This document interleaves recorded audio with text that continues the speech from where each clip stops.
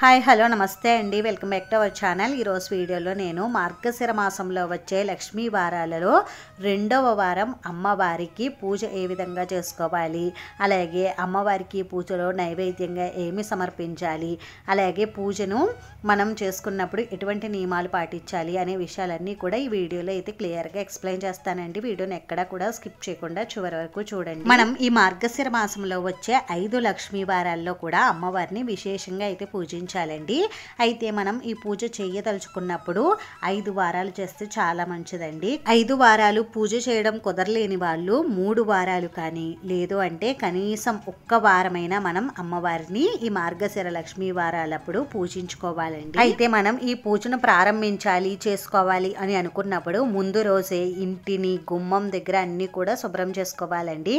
ఎట్టి పరిస్థితుల్లోనూ కూడా ఈ మార్గశిర లక్ష్మీ వారం రోజు ఇంటిని శుభ్రం చేయకూడదండి. అందుకని ముందు రోజే మనం ఇంటిని, పూజా మందిరాన్ని, పూజా సామాగ్రి అన్నీ కూడా క్లీన్ చేసుకుని పెట్టుకోవాలండి. అలాగే ఈ రోజున తప్పకుండా తెల్లవారుజామునే మనం ఈ పూజ అనేది చేసుకోవాలండి. తెల్లవారుజామునే గడపకు పసుపు అవి రాసి గడప దగ్గర ద్వారబంధాన్ని కూడా అందంగా అలంకరించుకోవాలండి. అలాగే ద్వారబంధం దగ్గర అమ్మవారి పాదాలను కూడా వేసుకోవాలండి తప్పనిసరిగా. ఆ తర్వాత మనం ఈ పూజను పూజా మందిరంలో కానీ లేదు అంటే ఇలా సపరేట్గా ఒక పీఠంలో ఏర్పాటు చేసుకుని కానీ చేసుకోవచ్చండి. ఈ పూజను చేసుకునే రోజు ఉదయాన్నే అంటే తెల్లవారుజామునే నిద్ర లేచి సూర్యోదయం కంటే ముందుగానే పూజ అయితే చేసుకోవాలండి. సూర్యోదయం కంటే ముందే నిద్ర లేచి ఇంటిని శుభ్రం చేసుకుని తలస్నానం చేయాలండి. తలస్నానం మాత్రమే చేయాలి. తలంటు స్నానం అంటే తలకు షాంపూ అవి పెట్టుకుని స్నానం చేయకూడదు. స్నానం చేసిన తర్వాత గడప దగ్గర దీపారాధన అనేది తప్పనిసరిగా చేయాలండి. మనం గడప దగ్గరే అమ్మవారికి ఆహ్వానం పలుకుతాం కాబట్టి ముందుగా గడప దగ్గర పూజ చేసుకుని ఆ తర్వాత మనం నిత్య పూజ చేసుకుని ఆ తర్వాత మనం ఈ విధంగా అమ్మవారిని ఒక సపరేట్ పీఠంలో ఏర్పాటు చేసుకుని పూజ చేసుకోవచ్చండి. పీఠం అవి ఎలా ఏర్పాటు చేసుకోవాలో మీకు తెలుసు కాబట్టి నేను ఇక్కడ ఇవన్నీ కూడా చూపించట్లేదండి. మనం ఈ పూజను ఎక్కడైతే చేసుకోవాలనుకుంటామో అక్కడ పసుపు తాలికి బియ్య పిండితో ముగ్గులు అవి పెట్టుకుని ఈ విధంగా అమ్మవారి ఫోటోకి గంధం కుంకుమ బొట్లు అవన్నీ కూడా పెట్టుకుని పూజకు కావలసిన పూజా సామాగ్రి అన్నీ కూడా ఈ విధంగా అయితే సిద్ధం చేసుకోవాలండి. అమ్మవారి దగ్గర వినాయకుడిని నిండుగా పసుపు కుంకుమలని, అలాగే ఇక్కడ నేను కామాక్షి దీపాన్ని అలాగే పంచగవ్య దీపాన్ని కూడా పెట్టుకుంటున్నానండి. ఆల్రెడీ మన ఛానల్లో పంచగవ్య దీపం ఎలా పెట్టుకోవాలో వీడియో అయితే చేసి పెట్టానండి. ఎవరైనా చూడాలి అనుకుంటే ఛానల్లోకి వెళ్ళి చూడండి. ఈ విధంగా పువ్వులతో అందంగా అలంకరించుకుంటున్నానండి. ఇలా పూజకు కావలసినవన్నీ కూడా సర్ది పెట్టుకున్న తర్వాత ఇప్పుడు అమ్మవారి దగ్గర కొద్దిగా జవ్వాది పౌడర్ని అయితే ఈ విధంగా పీఠం పైన మనం జల్లుకోవాలండి. ఎందుకంటే అమ్మవారికి సువాసనాభరితమైన పూజ అంటే చాలా ఇష్టం కాబట్టి ఈ విధంగా కొద్దిగా జవ్వాది పౌడర్ని కానీ లేదు అంటే జవ్వాది అత్తర్ లిక్విడ్ ఉంటుంది కదండి, అది కానీ మనం అమ్మవారి పూజలో అయితే పీఠం పైన ఈ విధంగా వేసుకోవాలండి. అలాగే దీపారాధన కుందుల్లో కూడా మనం కొద్దిగా జవ్వాది పౌడర్ని వేసుకోవచ్చండి. అలాగే ఈ రోజున దీపారాధన కోసం ఆవు నెయ్యిని ఉపయోగిస్తే చాలా మంచిదండి. ఇక్కడ మనం పూజలో కూడా అమ్మవారి పాదాలు అయితే తప్పనిసరిగా వేసుకోవాలండి. అందుకే నా దగ్గర ఇలా పువ్వుల రెక్కలు ఉంటే వాటితోనే నేను ఇక్కడ అమ్మవారి పాదాలను అయితే వేసుకుంటున్నానండి. ఈ మార్గశిర లక్ష్మీ వార పూజను మనం కలసం పెట్టుకుని కూడా చాలా మంది అయితే నిర్వహించుకుంటారండి. అంటే వ్రతంలా అయితే నిర్వహించుకుంటారు. వ్రతంలా నిర్వహించుకునేవారు తప్పనిసరిగా 5 వారాలు అయితే చేయాలండి. ఎటువంటి ఆటంకాలు అవి కూడా రాకుండా మనం నిర్విఘ్నంగా ఈ 5 వారాలు అయితే చేయాలండి. ఒకవేళ ఆడవారికి కుదరకపోతే ఇంట్లో ఉన్న చిన్నపిల్లలతో కానీ మగవారి చేత కానీ చేయించవచ్చండి.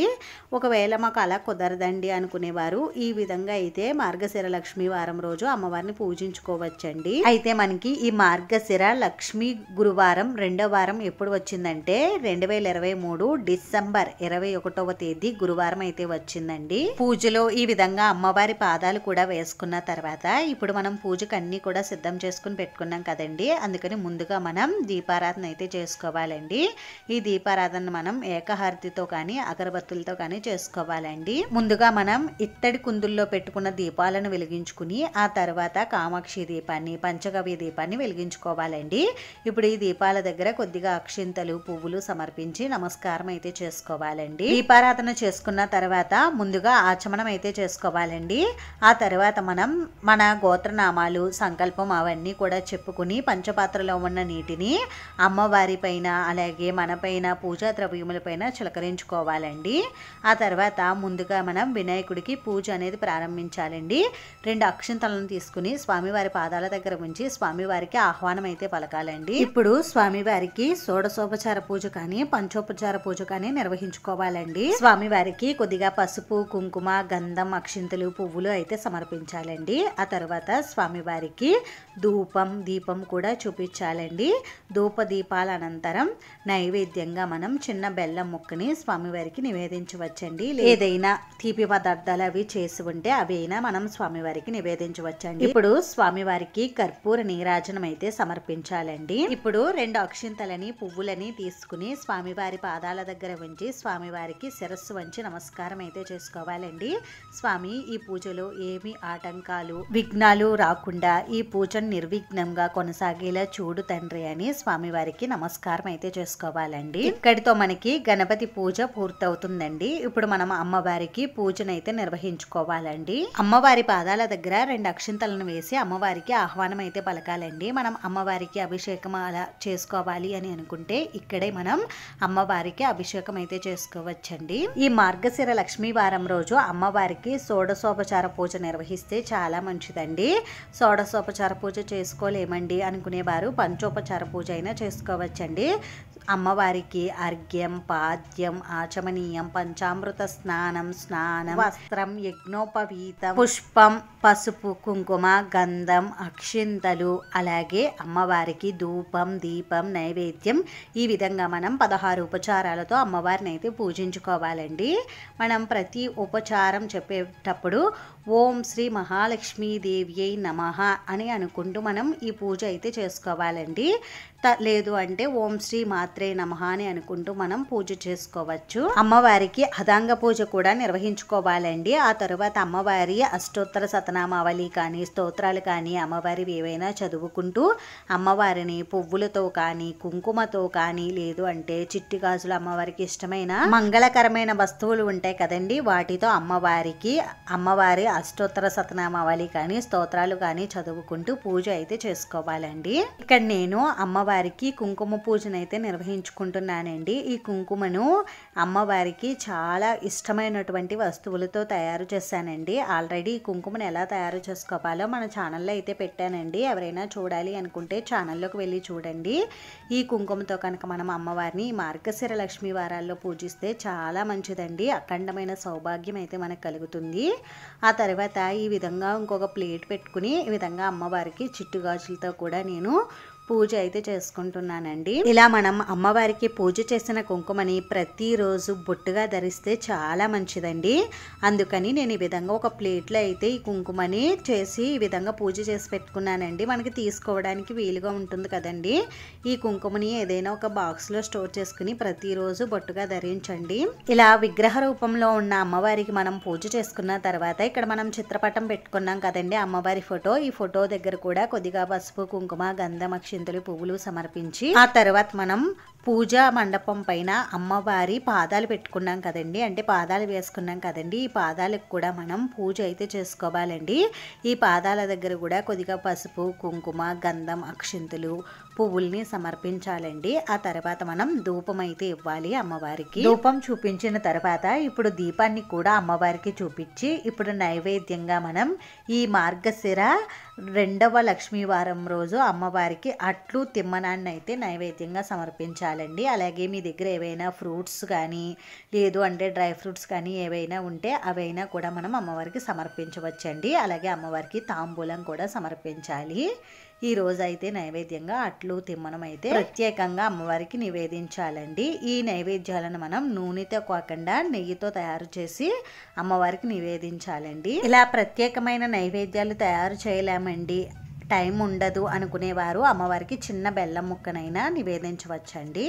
ఆ తర్వాత ఇప్పుడు 2 అక్షంతలను చేతుల్లోకి తీసుకుని అమ్మవారి మార్గశిర లక్ష్మీవార వ్రత కథ ఉంటుందండి, ఆ కథ అయితే చదువుకోవాలండి తప్పనిసరిగా. ఆ కథ అంతా చదువుకున్న తర్వాత అక్షంతలను అమ్మవారి పాదాల దగ్గర ఉంచి కొన్ని మన శిరస్సునైతే ధరించాలండి. ఆ తర్వాత అమ్మవారికి పూర్ణ ఫలమైన కొబ్బరికాయను కూడా నివేదించాలండి. ఆ తర్వాత అమ్మవారికి కర్పూర నీరాజనం అయితే సమర్పించాలండి. ఈ విధంగా మార్గశిర 2వ లక్ష్మీ వారం అమ్మవారికి పూజ ఈ విధంగా అయితే చేసుకోవాలండి. ఇలా మనం అమ్మవారి అమ్మవారికి పూజ చేసుకున్నప్పుడు కొన్ని నియమాలు అయితే తప్పనిసరిగా పాటించాలండి. ఈరోజు తలంటు స్నానం చేయకూడదు, అలాగే తలకు నూనె రాసుకోకూడదు, అలాగే ఈరోజు మనం నాన్ వెజ్ అవి తినకూడదండి. అలాగే మన ఆహారంలో ఉల్లి వెల్లుల్లి కూడా రాకుండా ఉండేలా చూసుకుంటే మంచిదండి. బ్రహ్మచర్యం తప్పకుండా పాటించాలండి. అలాగే ఈరోజు ఇంట్లో ఎవరితోనూ కూడా గొడవ అనేది పెట్టుకోకూడదండి. అలాగే అమ్మవారికి ఉదయం సాయంత్రం కూడా మనం పూజ అయితే నిర్వహించుకోవాలండి. తప్పనిసరిగా అమ్మవారి మార్గశిర లక్ష్మీవార వ్రత కథను తప్పనిసరిగా మనం సాయంత్రం ఉదయం కూడా పూజ చేసుకున్నప్పుడు తప్పనిసరిగా అయితే వినాలండి. అలాగే మనం ఈ పూజ చేసుకున్నప్పుడు ఈ విధంగా సపరేట్గా ఒక పీఠంలో ఏర్పాటు చేసుకుని పెట్టుకుంటే ఈ పీఠాన్ని ఎప్పుడు కదపాలి అని అంటే శనివారం రోజు అయితే ఈ పీఠాన్ని కదపాలండి. ఎందుకంటే మరుసటి రోజు మనకి శుక్రవారం వస్తుంది కదండి. శుక్రవారం రోజు మనం పీఠం కదపం కాబట్టి శనివారం రోజు మనం పీఠం అయితే కదపాలండి. ఈ 3 రోజులు కూడా అమ్మవారికి పూజ అయితే చేసుకోవాలండి తప్పనిసరిగా. ఒకవేళ మీరు ఈ పూజను పూజా మందిరంలో చేసుకుంటే ఇవేమీ చేయవలసిన అవసరం లేదండి. అలాగే ఈ రోజున ఇంటిని ఎట్టి పరిస్థితుల్లోనూ దులపడం, దుమ్ము క్లీన్ చేయడం, ఇంటిని డీప్ క్లీన్ చేయడం లాంటి పనులు ఏవి చేయకూడదండి. అలాగే పూజ చేసిన వారు తల దువ్వుకోవడం, తలకు చిక్కు తీయడం, అలాగే తలకు నూనె రాసుకోవడం, అలాగే ఇంట్లో తల విరబూసుకుని తిరగడం, గోర్లు కత్తిరించడం, జుట్టు కత్తిరించడం లాంటివి కూడా చేయకూడదండి. ఈ నియమాలను పాటిస్తూ మార్గశిర లక్ష్మీవారం రోజు మనం అమ్మవారిని విశేషంగా పూజిస్తే అమ్మవారి అనుగ్రహం మనకి పరిపూర్ణంగా కలిగి మనకి ఆర్థికంగా చాలా బాగుంటుందండి. అష్టైశ్వర్యాలతో సుఖ సంతోషాలతో మనం కలకాలం అయితే ఉంటామండి. అంతేనండి, చూసారు కదా మార్గశిర 2వ లక్ష్మీవారం పూజ ఏ విధంగా చేసుకోవాలి. ఈ వీడియో మీకు నచ్చితే మీ ఫ్రెండ్స్కి రిలేటివ్స్కి షేర్ చేయండి. అలాగే మన ఛానల్ని ఎవరైనా ఫస్ట్ టైం చూస్తూ ఉంటే ప్లీజ్ తప్పకుండా సబ్స్క్రైబ్ చేసుకోండి. వీడియోని చివరి వరకు చూసినందుకు చాలా థ్యాంక్స్ అండి.